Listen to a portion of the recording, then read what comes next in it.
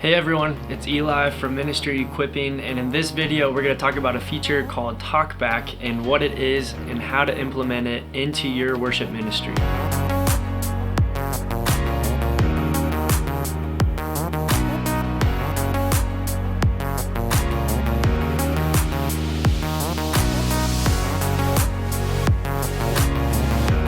Okay, so first let's discuss what talkback is. For the sake of this video, talkback is a feature that allows you to communicate with your worship team without your sound going to the front of house speakers.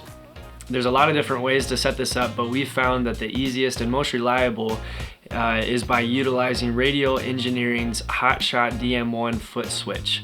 This foot switch is great because it is a momentary foot switch, meaning that without engaging your foot, you're automatically going to go through output 1. But the minute that you place your foot on the foot switch, you're going to go to output 2. So output 1 is going to be your regular vocal mic, and output 2 is going to be your talkback channel. Talkback is a really great tool that allows you to communicate with your band and make changes on the fly. So this allows you to loop sections or give other musical directions or tell your band members to wake up and pay attention. But it also allows you to make other audibles that you might need to in a live setting. For example, if you have a vocalist that misses a cue or an instrument who is consistently speeding up, whatever it might be, this allows you to communicate with your band without creating any distractions to the rest of the congregation. Alright, so let's talk about what you need and how to set it up. The first thing that you'll obviously need is the Radial Engineering Hotshot DM1. And you can get this off of Sweetwater for around $90, but I'm sure you can find it a little cheaper off of Reverb. You'll need a dynamic microphone, and it has to be dynamic because this will not work with a condenser mic or other microphones that might need phantom power. This is a passive DI box basically, so you need a dynamic microphone. I use the Shure SM58 Beta. I've also used just the regular 58 or the 57. Those have been great.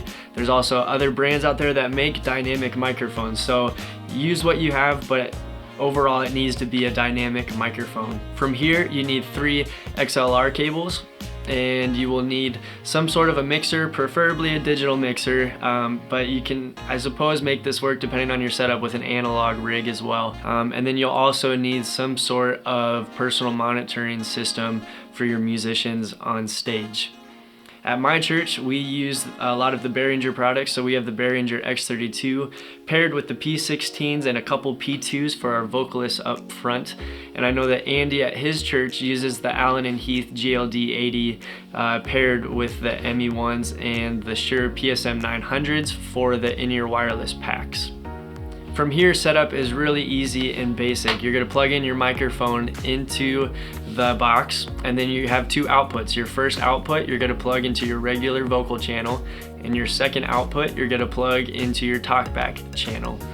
On your soundboard, you're going to set up your first channel like you would a regular vocal mic. On the talkback channel specifically, here are a couple things to note. You want to make sure that you disable it to the front of house speakers because you don't want the congregation to hear what you're saying to your band. You also don't want to mute it because you want the musicians on stage to still be able to hear what you're saying through that talkback mic, although you can do some pre-mute and pre-fader setups as well. Which reminds me that you probably should put it as pre-fader for those that you're using as direct output. So for us, that's the P2s, and for Andy, that's going to be the PSM 900 in your packs. You also want to make sure that your talkback mic has plenty of gain. If you don't have enough gain and you're whispering, your band isn't going to be able to hear you very well.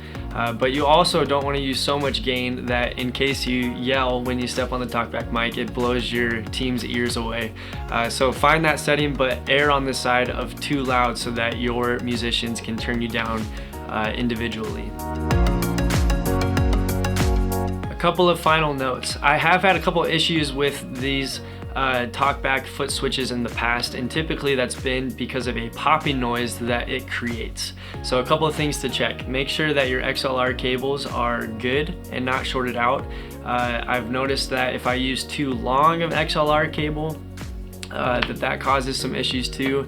I've had bad microphones in the past that create issues, but the number one thing that I have found is that our sound guide turns on phantom power to the box, and that will create a popping noise. So check for those things. There might be other issues, but those are most commonly what I run into. Alright, so that is the basics of talkback and how to set it up and implement it into your worship ministry. I'd encourage you to implement it if you haven't yet, or toy with the idea, because it is a great tool to use. Obviously, I think that your leadership and preparation ahead of time helps your team and yourself get rid of any of the unknowns that might pop up.